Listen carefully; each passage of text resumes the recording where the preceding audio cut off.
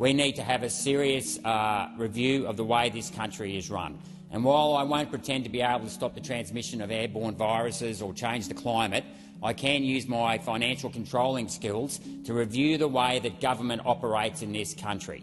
And one of the things we have to do in this country is actually have a serious federation convention to look at the excess bureaucracies in this country. Time after time, I go into estimates and I get stonewalled by bureaucrats with the smug grins on their faces, taking questions on notice, refusing to answer questions, complaining about answering questions. And that is an utter disgrace to the hard-working Australians whose taxpayers pays these bureaucrats. And we need to look at reforming our federation that is going to streamline the roles and responsibilities of both state and federal governments, to look at the vertical fiscal imbalance and the duplication of services given to the Australian people, because the Australians' taxpayers' dollars matter.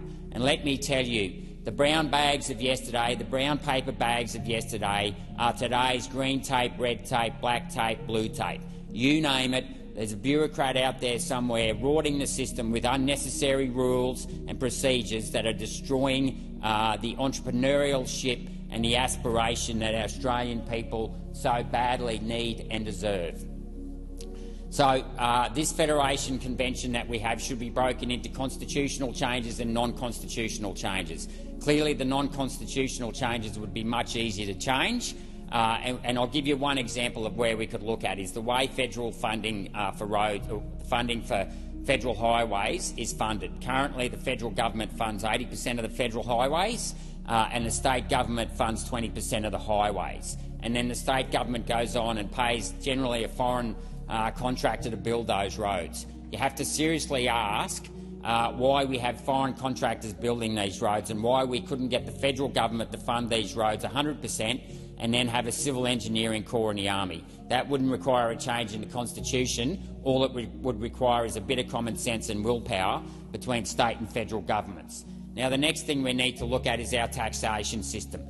Our taxation system is inherently flawed to give tax concessions to the wealthy and to foreign interests. We need to look at closing the loopholes with universities under Section 51 of the 97 Act. We need to look at make sure everyone pays their tax. We have 855 of the 97 income tax that says that if you're a foreigner and you make a capital gain on non-real assets, and that includes the sale of water rights, you don't pay capital gains tax. We have to look at Aboriginal land trusts and see why they don't have to pay tax on native title royalties and mining royalties.